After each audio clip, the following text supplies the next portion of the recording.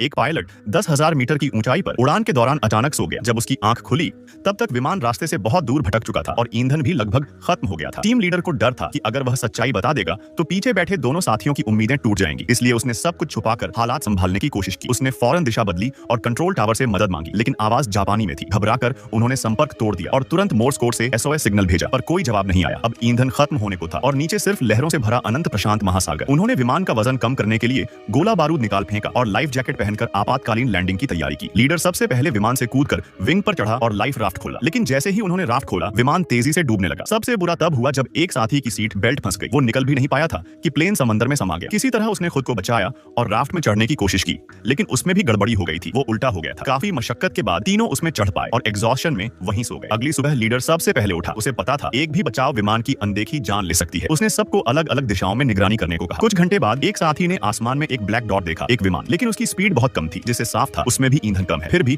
उन्होंने पूरी ताकत से चिल्लाकर और हाथ हिलाकर खुद को दिखाने की कोशिश की, लेकिन दुर्भाग्यवश वो विमान उन्हें देख नहीं पाया। अब उन्हें नहीं पता था कि वो कितने दिन इसी समंदर में तैरते रहेंगे।